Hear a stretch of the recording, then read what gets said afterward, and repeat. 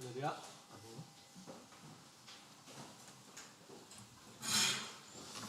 네, 편히 앉으시기 바랍니다. 예수 그리스도 이름으로 하나님의 말씀 증거하겠습니다. 오늘 예수님께서 우리에게 주시는 말씀 누가복음 19장에 있는 말씀을 함께 보시겠습니다.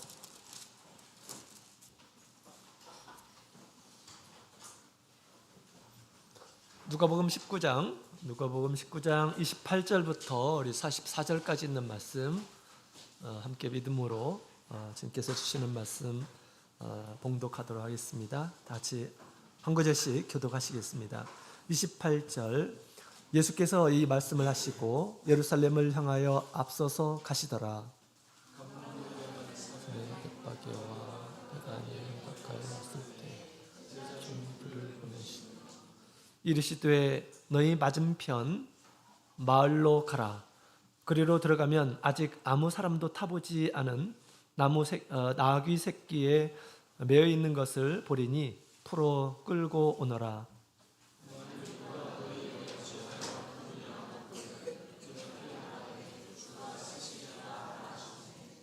보내심을 받은 자들이 가서 그 말씀하신 대로 만난지라.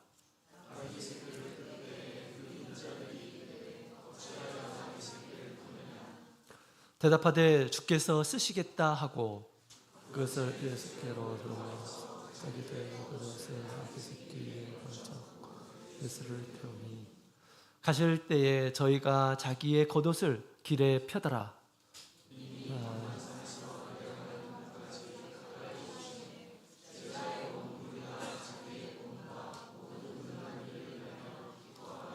큰 소리로 하나님을 찬양하여 가로되 찬송하리로다. 주의 이름으로 오시는 왕이여 하늘에는 평화여 가장 높은 곳에는 영광이로다 하니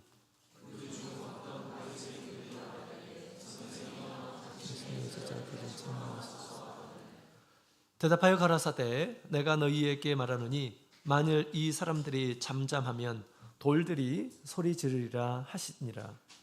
가까이 어사 성을 오시며 가라사대 너도 오늘날 평화에 관한 일을 알았다면 좋을 뻔하였거니와 지금 내 눈에 숨기웠도다. 내 원수들이 도성을 쌓고 너를 들러 사망으로 가두고 또 너와 및 그 가운데에 있는 내 자식들을 땅에 메어치며 돌 하나도 돌 위에 남기지 아니하리니 이는 권고받는 나를 내가 알지 못함을 인함이니라 하시니라. 아멘. 할렐루야. 네, 반갑습니다. 주님의 이름으로 환영합니다. 우리 주님의 은혜가 여러분의 심령 가운데 함께 하기를 원합니다.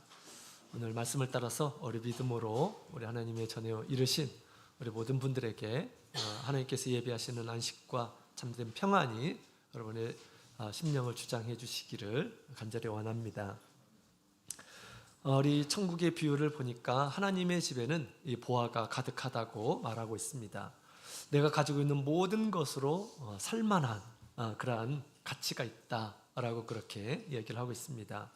이 숨겨진 이 보화를 발견하시고 또 그 기쁨으로 보화를 사셔서 얻는 그러한 은혜가 함께하기를 소망합니다.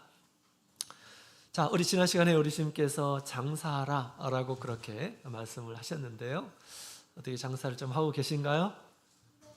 네. 자, 어린 아이들이 참 솔직하게 기억하고 계시죠? 요즘 프로그램을 텔레비전을 보게 되면 그 맛집을 찾아다니는 그 요리 프로가 이렇게 뭐 옛날에도 많이 있었지만 지금도 많이 있는 것 같습니다.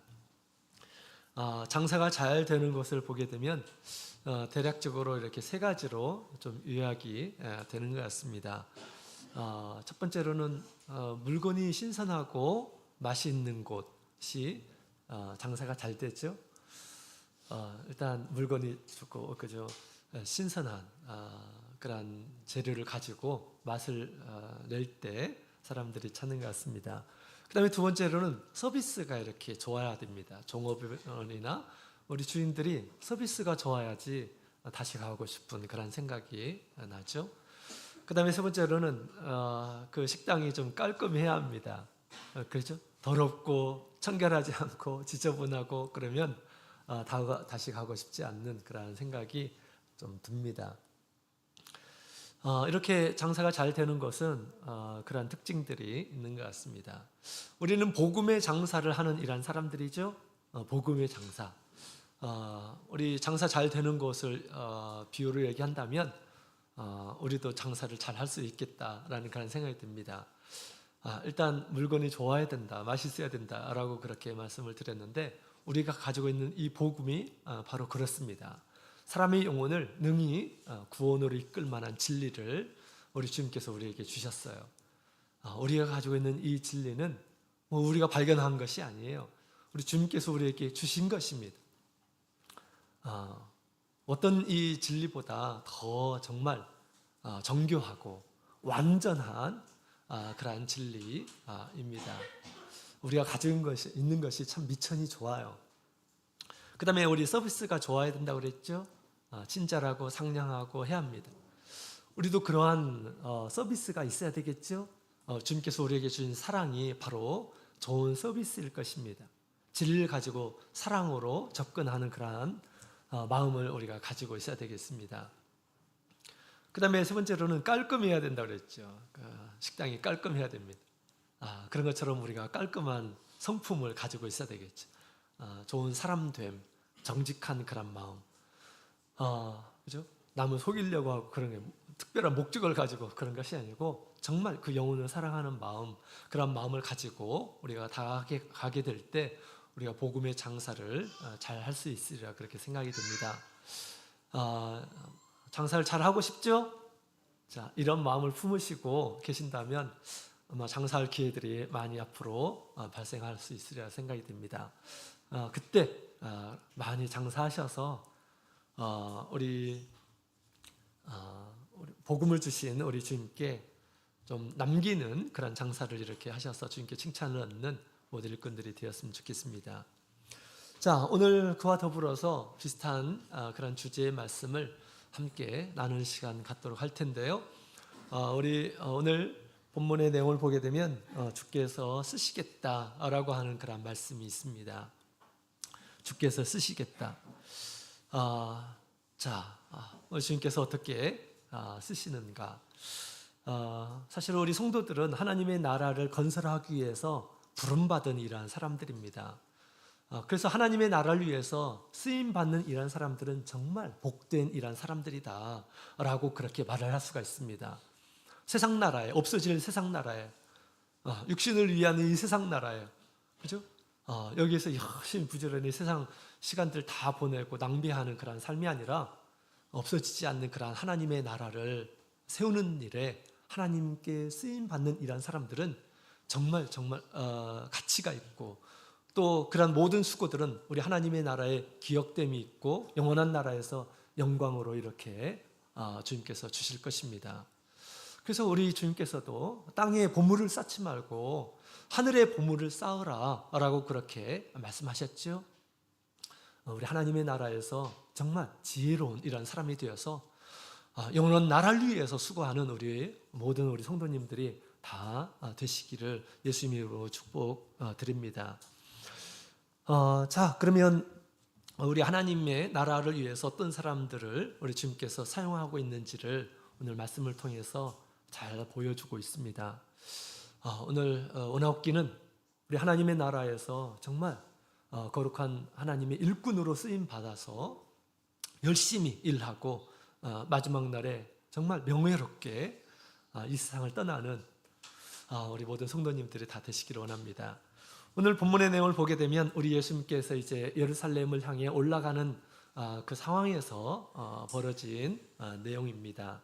우리 28절에 있는 말씀부터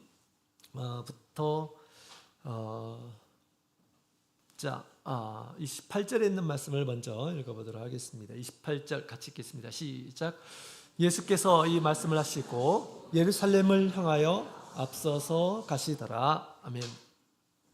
자, 예수님께서 이제 예루살렘에 마지막으로 오르시는 그런 장면이 나옵니다. 그래서 예루살렘을 이제 통과해서 예루살렘을 향해서 이제 올라가고 있는 것이죠.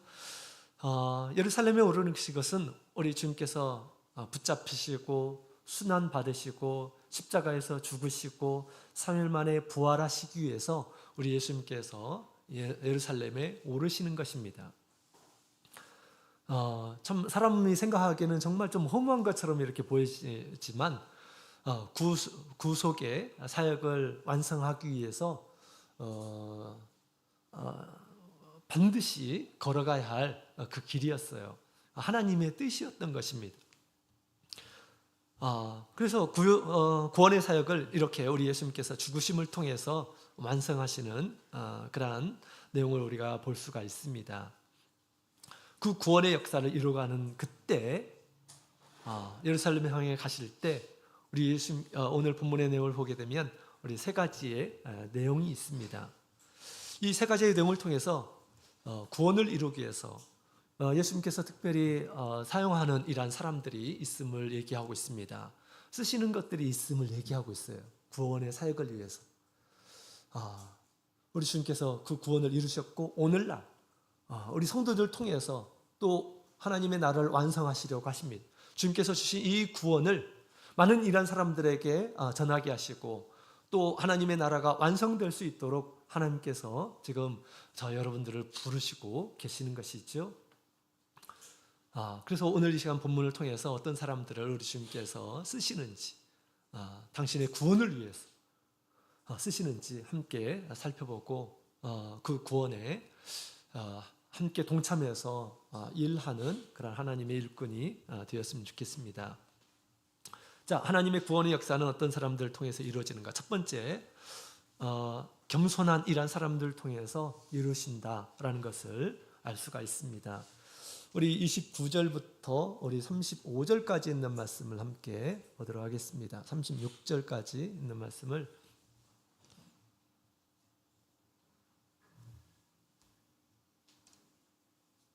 자, 우리 35절까지 있는 말씀을 같이 읽어볼까요? 35절 같이 읽겠습니다. 시작. 감람원이라 하는 산에 벳바게와 베다니에 가까이 왔을 때에 제자 중 둘을 보내시며 이르시되 너희 맞은편 마을로 가라. 그리고 들어가면 아직 아무 사람도 타보지 않은 나귀 새끼에 매여 있는 것을 보리니 풀어 끌고 오너라. 만일 누가 너희에게 이렇게 말하되 주가 쓰시겠다 하라 하시매 보내심을 받은 자들이 가서 그 말씀하신 대로 만난지라.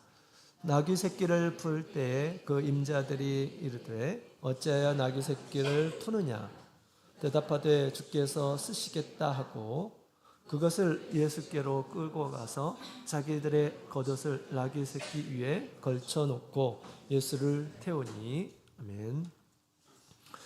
자, 여기 있는 말씀을 보게 되면 우리 예수님께서 이제 벳바게와 베다니에 가까이 오셨을 때 하신 일을 얘기하고 있죠.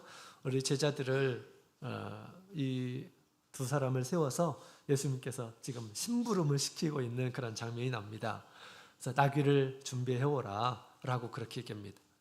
이제 베다니에서 예루살렘에 오르기까지 약 3km 정도를 걸어가야 되는 그런 상황이에요. 근데 예수님께서 이제 나귀를 타고 올라가시겠다라고 하는 것입니다. 왜 이렇게 예수님께서 그런 뜻을 가지고 계셨을까요? 그것은 하나님의 말씀을 이루시기 위한 것이었어요.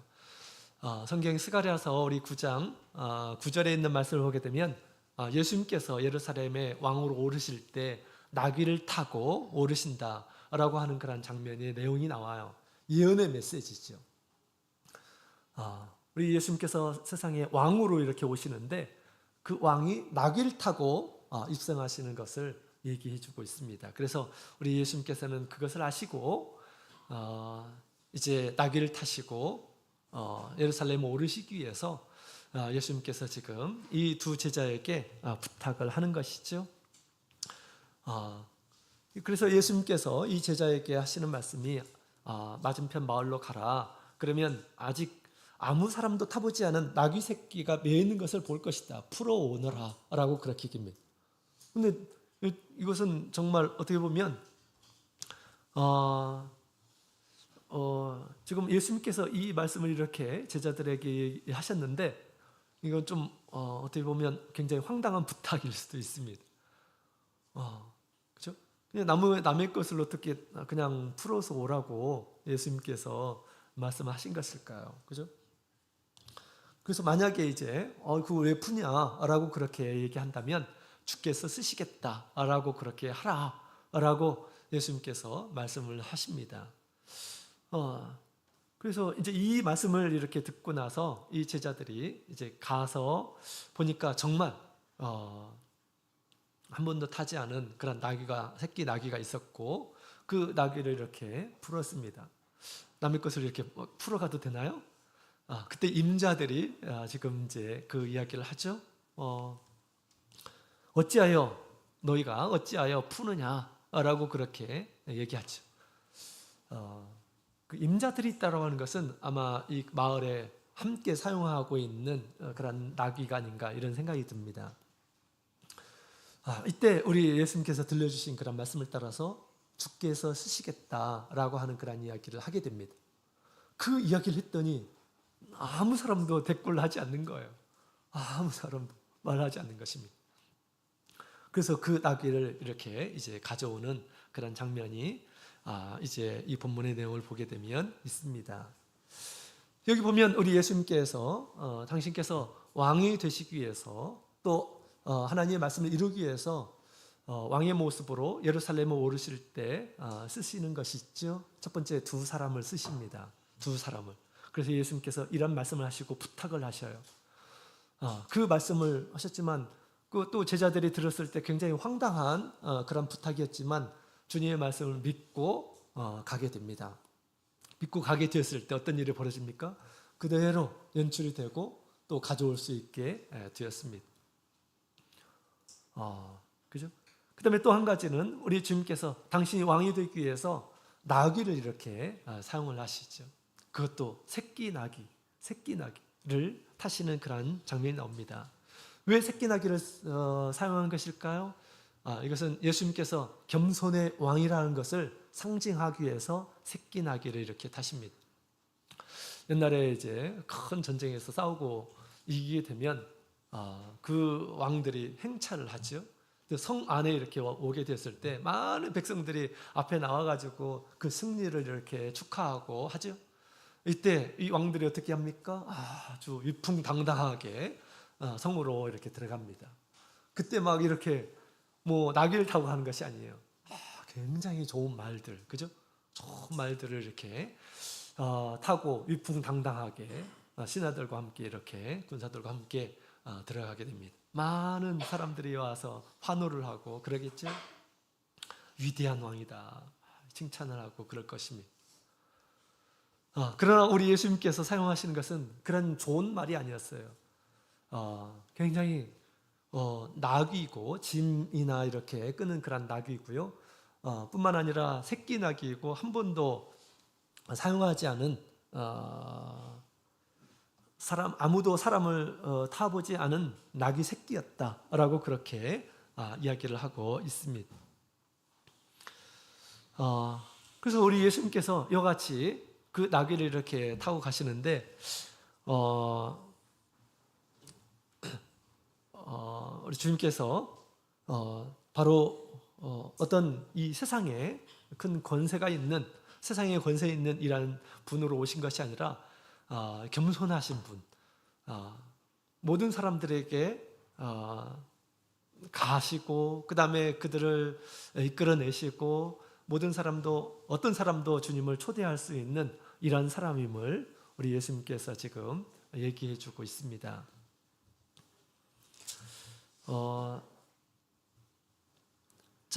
그래서 우리 예수님께서 이와 같이 왕으로 이렇게 오실 때 이와 같이 미천한 것을 사용했음을 잘 얘기해 주고 있습니다.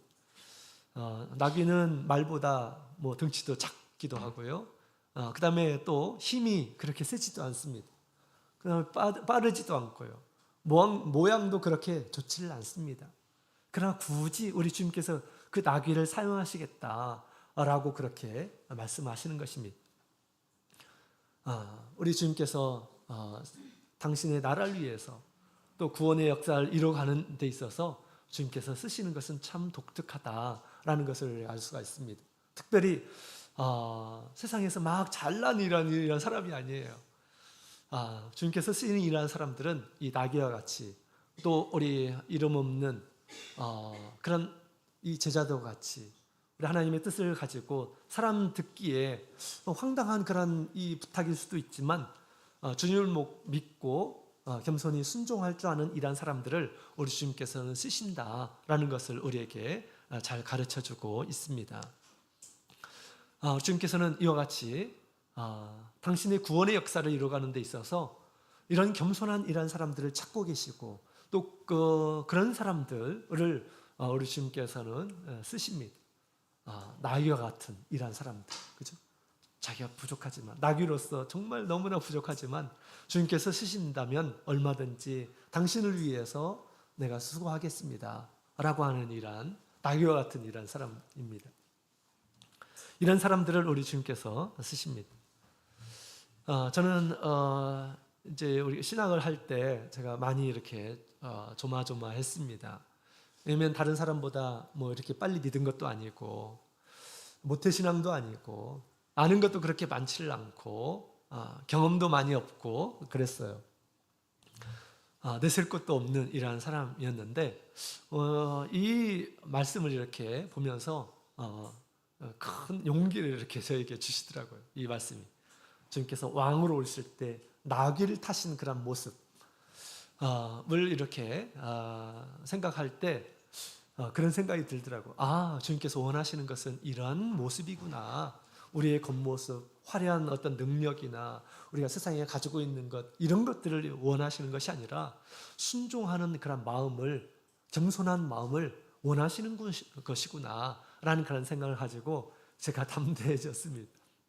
비록 아무것도 없지만 한 번은 우리 목자님으로부터 이제 그 목회를 이렇게 권유를 받았습니다.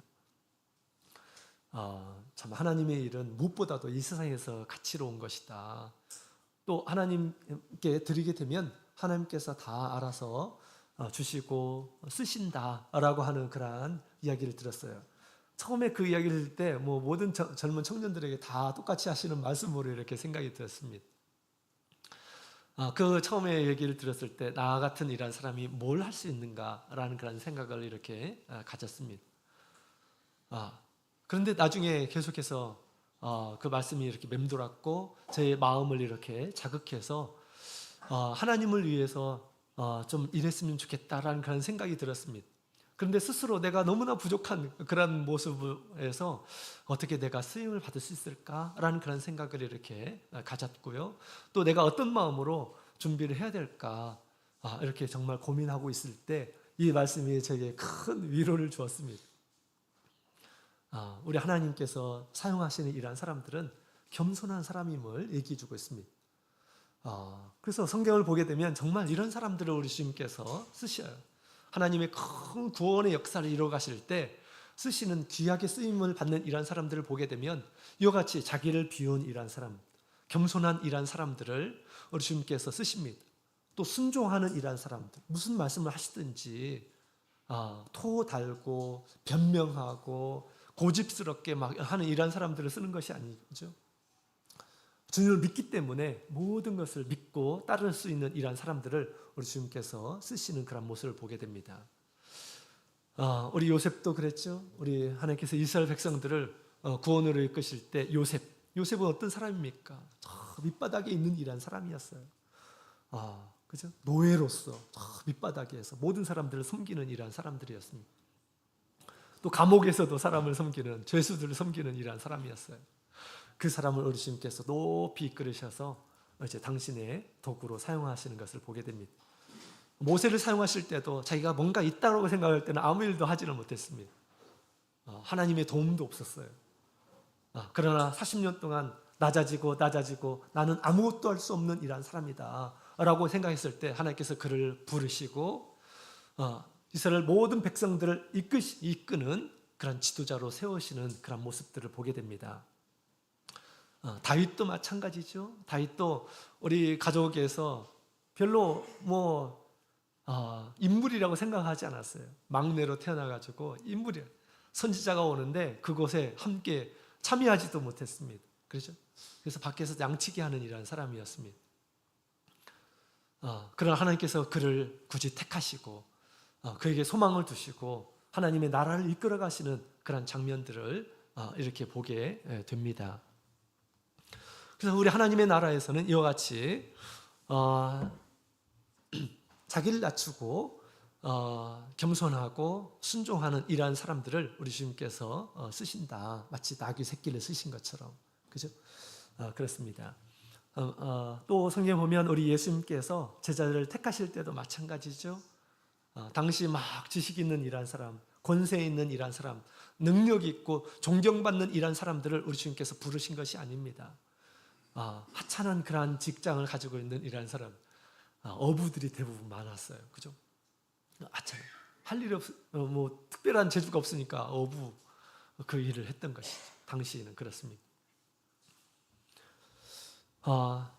그리고 또 우리 주님께서 그들 부르실 때 어떻게 했습니까? 한결같처럼 나를 따르라. 네, 알겠습니다.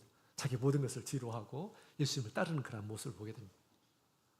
예수님께서 보여주시고 당신은 어떤 분이신지를 보여주시고 따르라고 했을 때 한결처럼 다 모든 것을 세상에 있는 것들을 다 뒤로 하고 주님을 따르는 그런 모습을 보게 됩니다.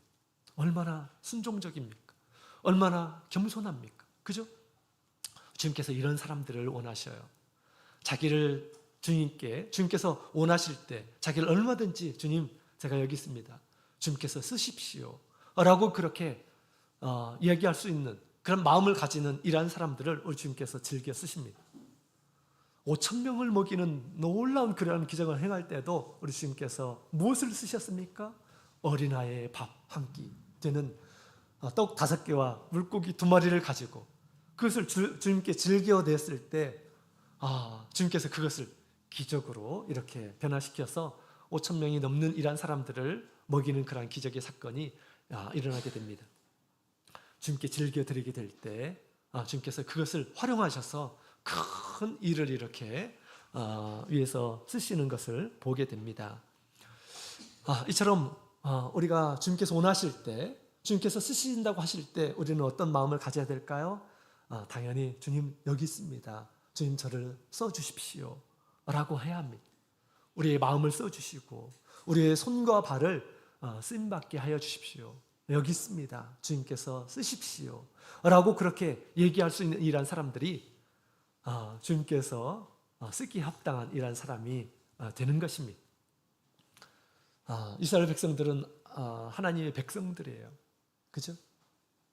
그의 민족 가운데 주님께서 개입하시고 그들의 주인이 누구인지 끊임없이 주님께서 그들에게 알려주셨습니다. 그런데 우리 이스라엘 백성들은 어떤 모습이었을까요? 이사야서 우리 1장에 있는 말씀을 함께 보도록 하겠습니다.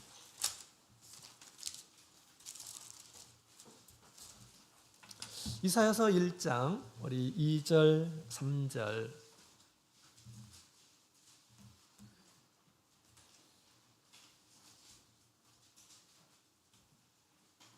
이사야서 1장 우리 2절 3절에 있는 말씀을 함께 보시겠습니다. 같이 읽겠습니다. 시작. 하늘이여 들으라, 땅이여 귀를 기울이라. 여호와께서 말씀하시기를 내가 자식을 양육하였거늘 그들이 나를 거역하였도다.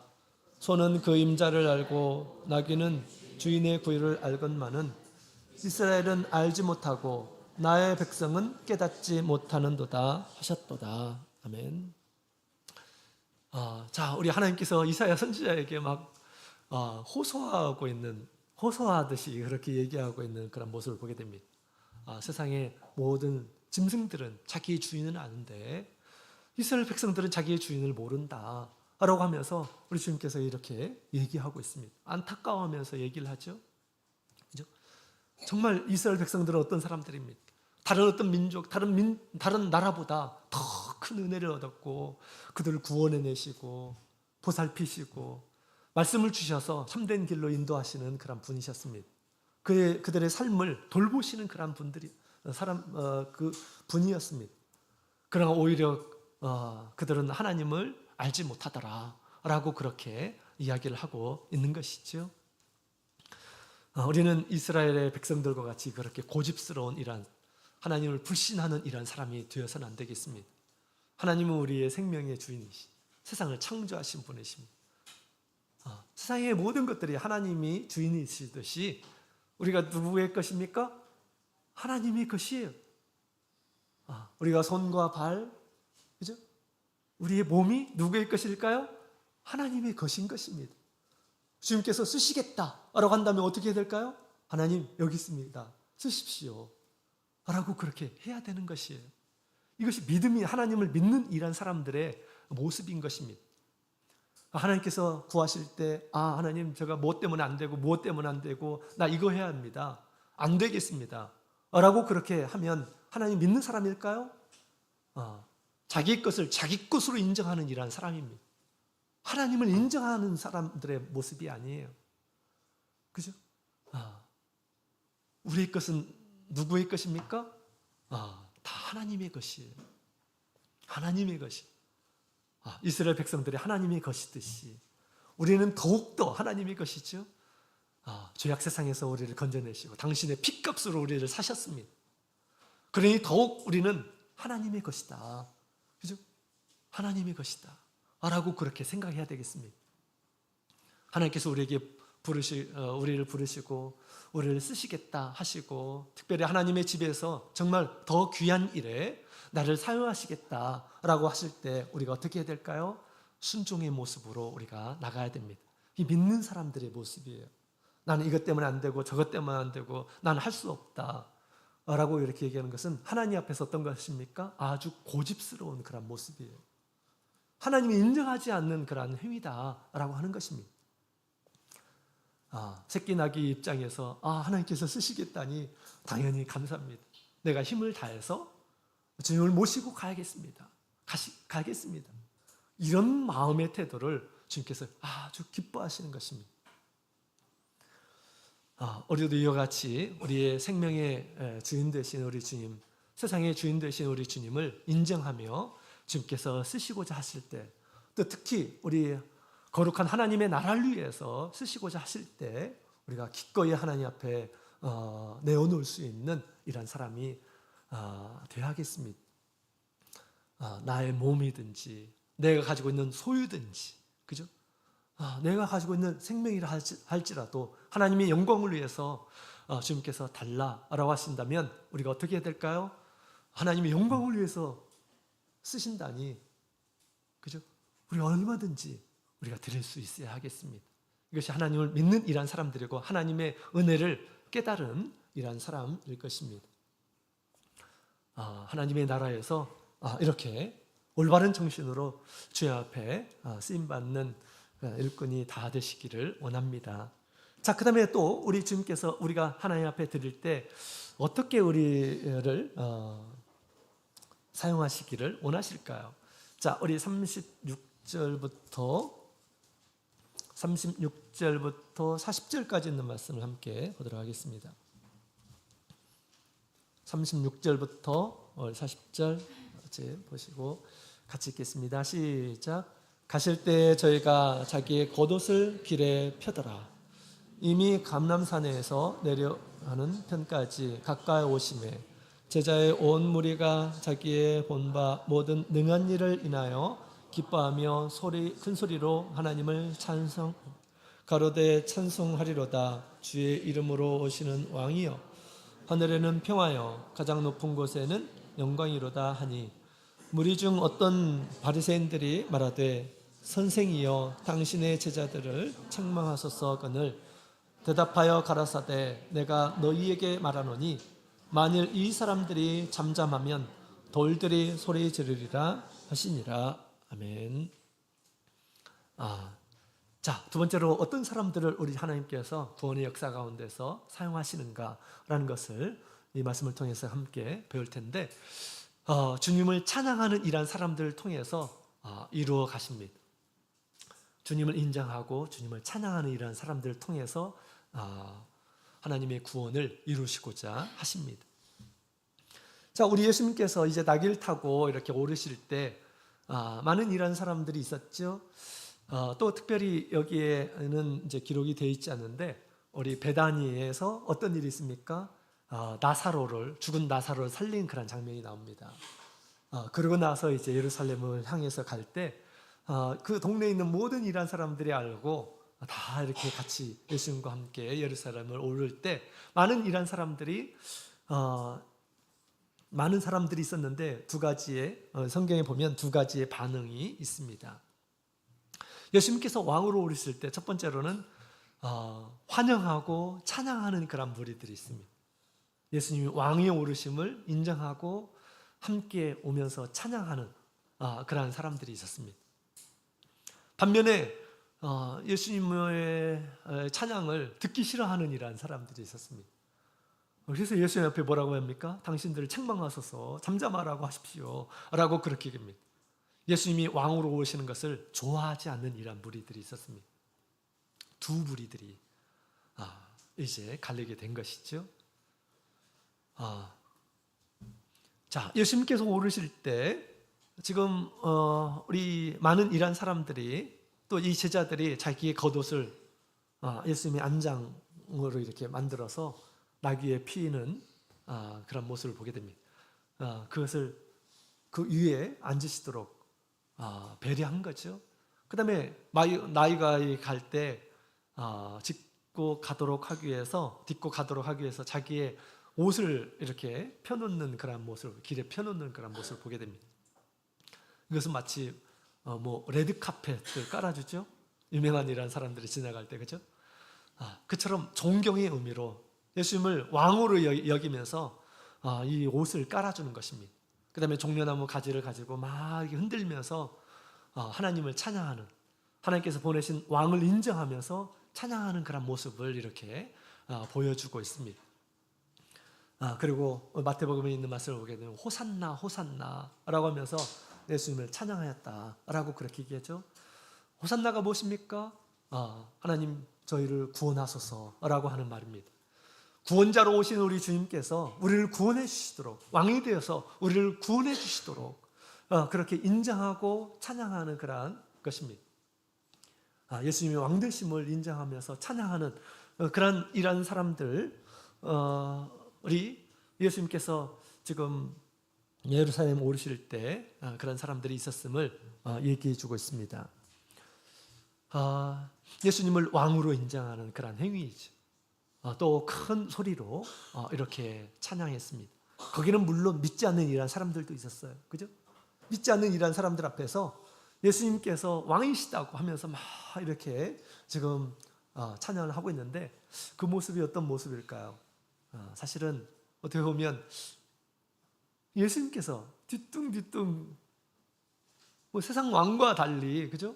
세상 왕은 풍채가 있고 굉장히 막 전열을 이렇게 가다 숨고 많은 군사들이 이렇게 오게 될 때 뭔가 이렇게 분위기가 그럴듯하게 이렇게 나잖아요. 그죠? 근데 그런 모습이 아니에요.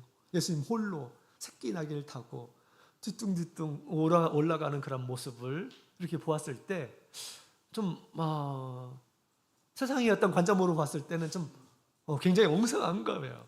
그죠? 그럼에도 불구하고 우리 주님께서 하신 그런 일들을 체험한 이러한 사람들은 우리 예수님이 곧 하나님께서 보내신 왕이심을 인정하면서 지금 찬양하고 있는 것입니다. 아주 높은 이란 소리로, 큰 소리로 주님의 왕되심을 찬양합니다. 하늘의 영광 또 하늘의 평화가 있기를 간구하면서 찬양하는 그런 모습을 보게 됩니다. 그러나 예수를 믿지 않는 이러한 사람들이 있어요. 예수님께서 왕으로 오시는 것을 그렇게 못마땅한 이러한 사람이 있었습니다. 그 사람의 어떤 삶은 아주 찌그러져 있죠. 그런 상황에서 지금 다른 제자들은, 믿는 이러한 사람들은 환호하면서 축하하면서 찬양하면서 아주 기쁜 마음으로 주님을 이렇게 환영하고 있는 그런 모습을 보게 됩니다. 그러나 바리새인은 어땠습니까? 믿지 않은 바리새인들은 어떻게 했습니까? 바리새인들은 이렇게 얘기하죠. 선생이여, 당신의 제자들을 책망하소서 저렇게 하지 않도록 하십시오 라고 그렇게 얘기합니다. 그죠? 굉장히 불쾌하게 생각합니다. 정신이 있습니까? 저 사람들이 지금 왜 저럽니까? 말려주세요 라고 예수님 앞에 이렇게 얘기를 합니다. 그러나 예수님께서 누구도 막을 수 없다. 저희들의 입을 이렇게 막게 되면 돌들이 찬양할 것이다 라고 그렇게 우리 주님께서 말씀을 하십니다.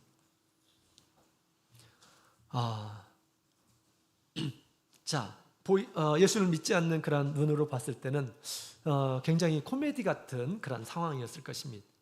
아주 허스름한 그런 옷을 입고 있는 그 왕이 막 뒤뚱뒤뚱 이렇게 걷는 위태로운 그런 나귀 새끼를 보고 한 번도 사람을 태우지 않은 그런 나귀였으니 얼마나 좀 위태롭겠습니까? 그죠? 왕이라고 하는 이런 사람이 그럴 듯한 그런 모습이 아니에요. 그럼에도 불구하고 그것을 믿는 이런 사람들은 막 찬양을 하고 있어요. 그죠? 찬양하고. 그러나 믿지 않는 이런 사람들은 그것을 말려주십시오. 책망하십시오. 그렇게 찬양하는 이런 사람들을, 웃고 즐기고 노래하는 이런 사람들을 지금 책망하십시오. 그렇게 얘기를 하고 있어요. 두 가지의 반응을 우리가 볼 수가 있습니다.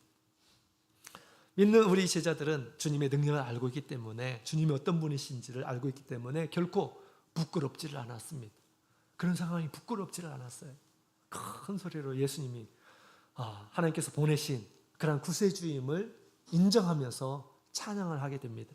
또 하나님께 영광을 돌리는 그런 모습을 보게 됩니다. 주님을 온전히 신뢰하고 존경하고 찬양하는 이러한 사람을 통해서 복음은 전파가 되는 것입니다. 복음은 어떤 사람들을 통해서 전파될까요? 예수님을 인정하는 이러한 사람들을 통해서 전파되는 것입니다. 자, 우리는 어느 편에 서겠습니까? 우리에게 주신 이 구원을 늘 찬양하며 감사하며 주님께서 주신 사랑에 보답하며 즐거운 마음으로, 기쁜 마음으로 지금 우리 주님께서 우리 가운데서 살아계신다라고 생각하면서 너무나 기뻐하며 즐거워하며 하나님의 은혜를 증가하는 이런 사람이 되겠습니까? 아니면 잠잠하고 침묵 가운데서 내가 받았지만 아무것도 받지 않은 것처럼 생각하면서 잠잠하고, 또 어떤 사람들은 아웃사이더가 되는 이러한 사람들이 있어요. 오히려 막 비판의 자리에, 하나님께서 우리 가운데서 살아계시지만 비판의 그런 모습으로 얼굴 붉히며 비난하고, 우리의 공동체를 비난하고, 이런 사람들도 있습니다. 우리는 어느 편에 서야 할까요? 주님께서 어떤 사람들을 좋아하실까요? 우리 고린도전서 15장에 있는 말씀을 함께 보도록 하겠습니다. 고린도전서 15장, 우리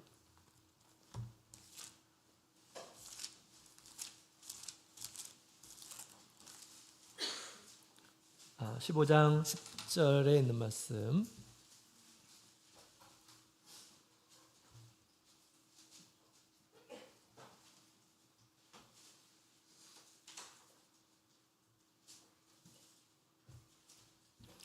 (15장 10절에) 있는 말씀을 같이 읽어보도록 하겠습니다.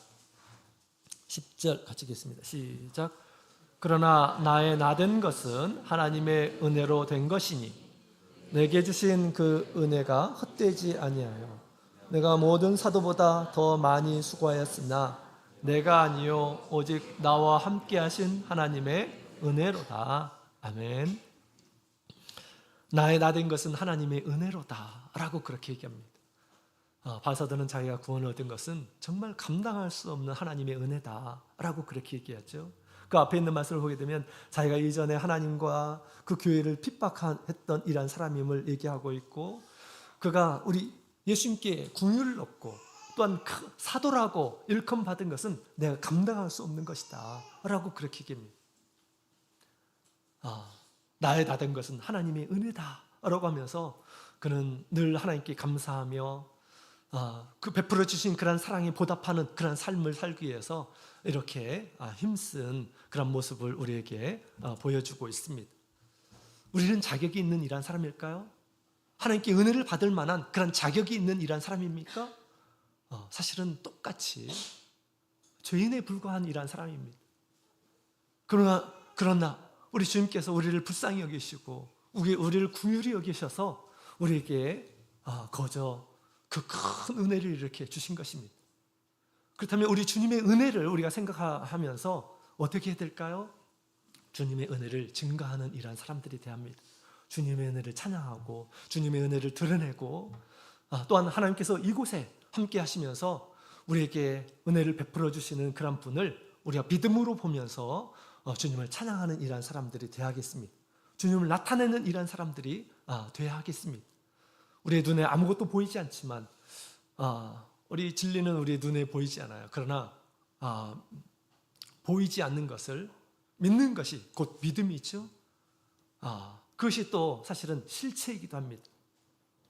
진리의 말씀을 우리가 마음으로 믿게 됐을 때 그것이 나중에는 실체로 이렇게 드러나게 됩니다. 주님께서 2000년 전에 오셔서 구원하신 것처럼 오늘날 우리 참교회를 우리 주님께서 늦은 빛 성령을 통해서 세우시고 이것을 당신의 집이라고 이렇게 일컫으시고 이곳에 하나님의 은혜의 보좌를 이렇게 배설하셔서 우리에게 은혜를 주고 계십니다. 우리가 믿음으로 그것을 받아들이면서 주님께서 이곳에 계시며 또 이곳에서 은혜를 주고 계심을 우리가 믿음으로 받아들이면서 그분을 찬양하는 즐거움으로 찬양하는 이런 사람이 되어야겠습니다. 이런 사람들을 우리 주님께서 기뻐하시고 그런 찬양 가운데서 주님이 어떤 사람인 것임을 드러내고 있는 것입니다. 우리가 참 교회를 알지 못하는 이러한 사람들이 정말 많이 있습니다. 도대체 우리 참예수교회가 어떤 이러한 사람인지, 그죠? 어떻게 해야 될까요? 우리가 증거해야 되지 않을까요? 찬양해야 되지 않을까요? 주님께서 세우신 이 교회를 드러내야 되지 않을까요? 부끄럽게 여기고 우리가 그래서는 안 됩니다. 그래서 우리 주변에 다니는 이러한 사람들에게 정말 이곳이 주님께서 세우시는 교회다. 주님께서 계신다. 이곳에 오게 되면 영혼의 구원을 얻는다. 하나님의 큰 은혜를 얻게 될 것이다. 라고 하는 것을 우리가 기쁨으로 증거할 수 있는 이러한 사람들을 통해서 주님께서 일하신다라고 하는 것입니다. 주님께서 오늘날에도 전도에 미련한 것을 통해서 구원하시기를 기뻐하신다라고 그렇게 얘기합니다. 우리가 입 다물고 가만히 있게 되면 아무도 우리를 찾지를 않게 될 것입니다. 우리가 기쁨으로 주님께서 함께 계심을 드러내고 나타내고 찬양하고 그러게 될 때 우리 주님께서 얼마나 우리 기뻐하실까요? 믿음으로 부르는 그런 찬양들을 주님께서 들으실 때 얼마나 좋으실까요? 그죠? 사실 우리 주님께서 왕으로 오시는 것입니다. 그죠? 왕이신 우리 주님께서 지금 우리와 함께 계시죠. 왕으로 계신 우리 주님께서 지금 어디에 계십니까? 하나님 우편에 계신다고 그랬죠? 우편에 앉아 계십니다. 무엇으로 계십니까? 왕으로 앉아 계시는 거예요. 보좌에 앉아 계시는 것입니다.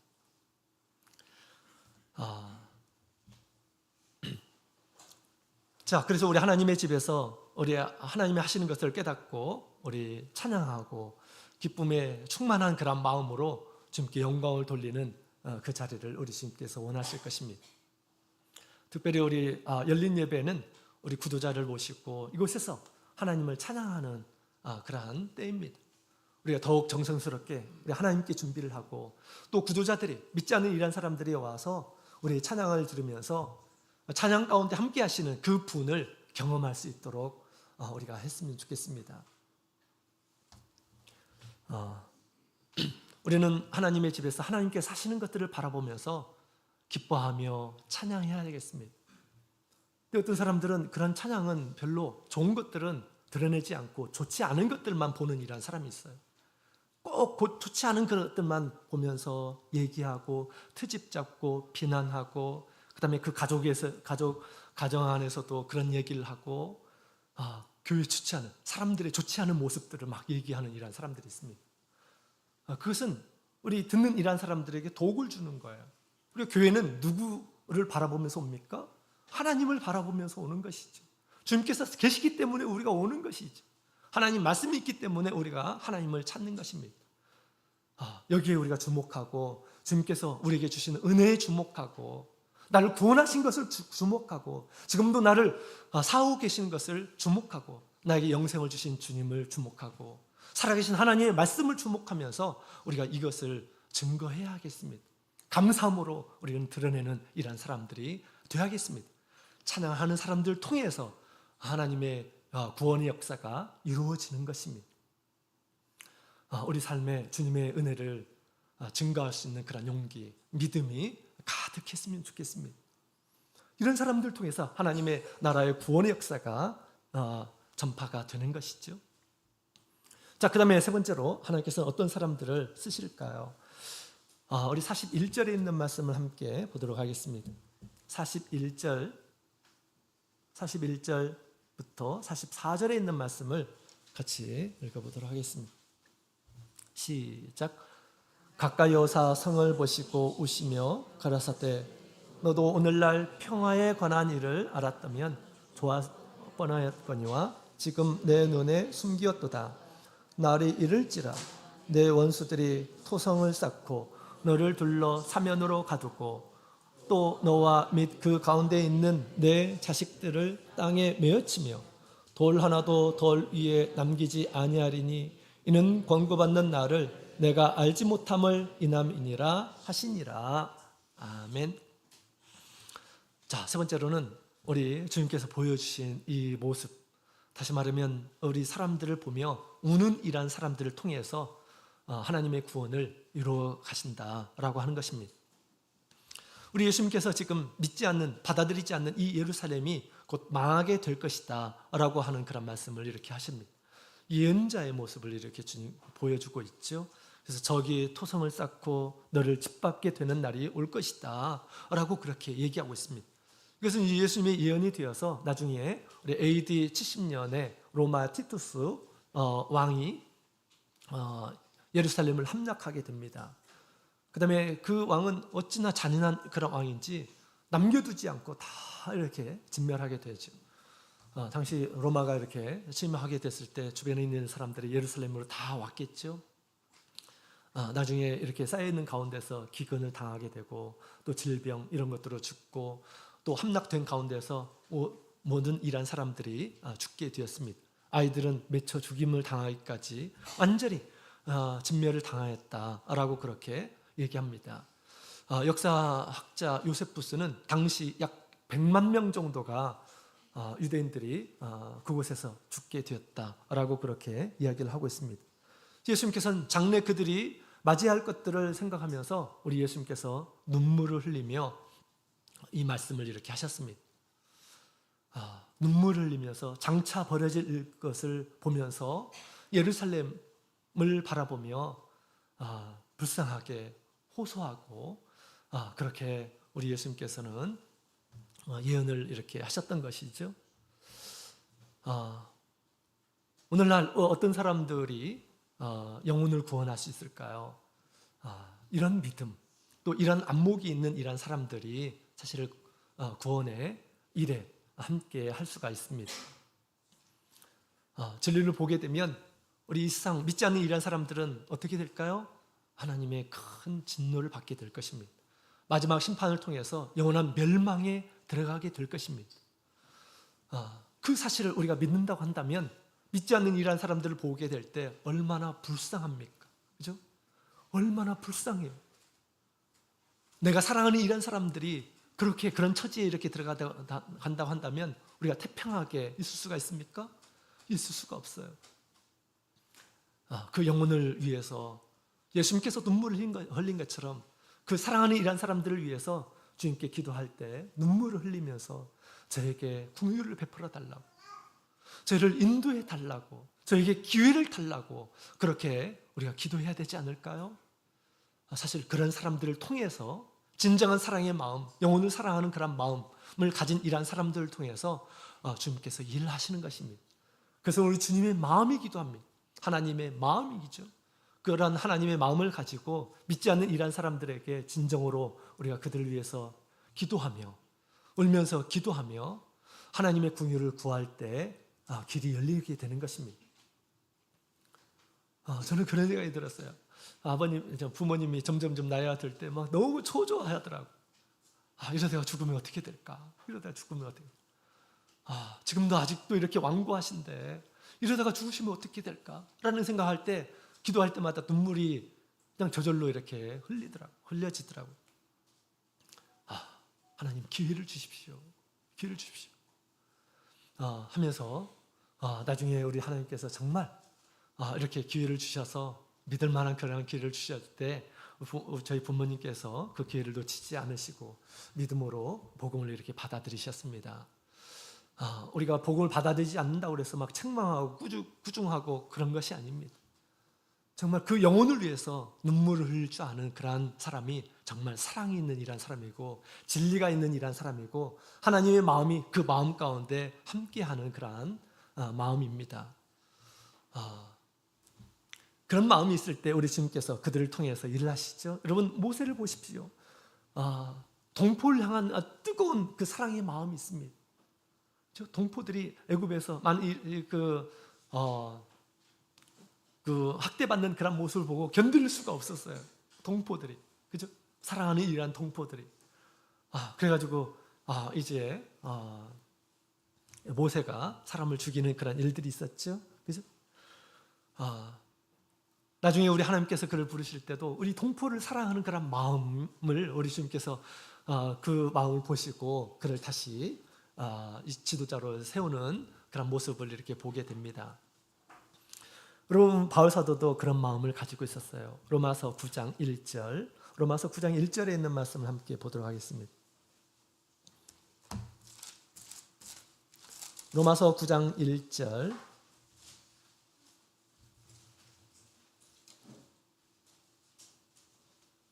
로마서 9장 1절부터 3절까지 있는 말씀을 함께 읽겠습니다. 시작. 내가 그리스도 안에서 참말을 하고 거짓말을 아니하노라. 내게 큰 근심이 있는 것과 마음에 그치지 않는 고통이 있는 것을 내 양심이 성령 안에서 나로 더불어 증가하노니 나의 형제 곧 고륙의 친척을 위하여 내 자신이 저주를 받아 그리스도에게서 끊어질지라도 원하는 바로다. 아멘. 동족들이 복음을 받아들이지 않는 그런 모습을 보면서 너무너무 안타까워하는 그런 모습을 보게 됩니다. 하나님 앞에 진정을 얘기하고 있죠. 내가 끊어질지라도 이 백성들을 다 구원을 얻었으면 좋겠다라는 그런 마음을 이렇게 가지고 있습니다. 그것은 허튼 말이 아니었어요.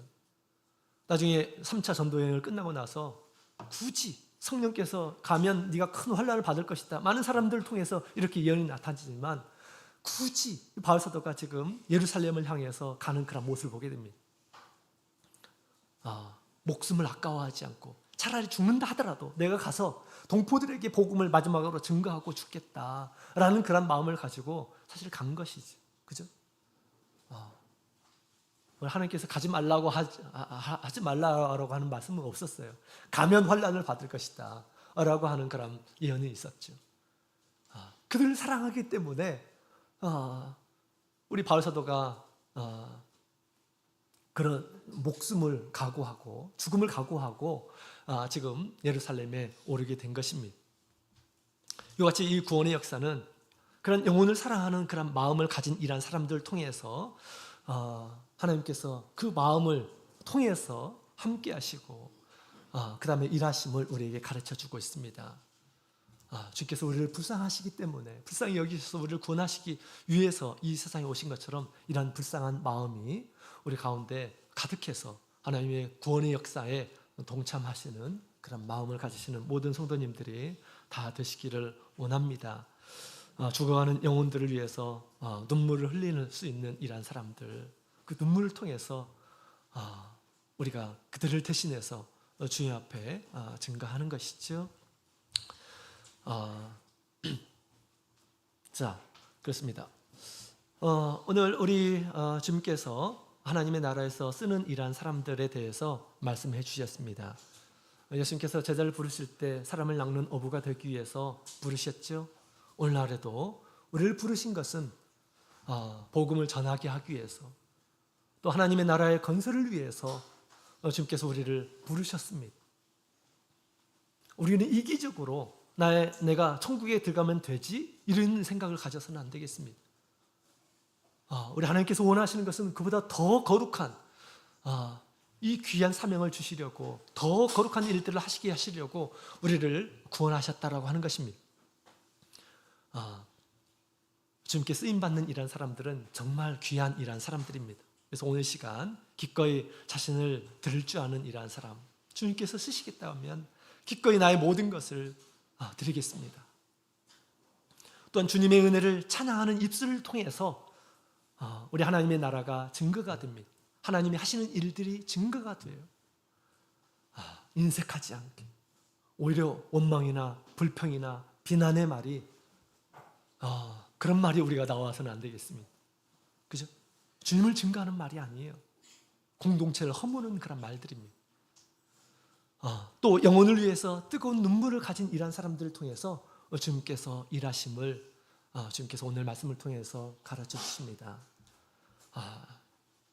이런 일꾼이 되어서 우리 하나님 앞에 쓰시기에 합당한 이러한 사람이 되어서 하나님의 나라를 완성하는 일에 쓰임받는 우리 모든 성도님들이 다 되시기를 예수님의 이름으로 축원드립니다. 다 같이 묵도드리겠습니다.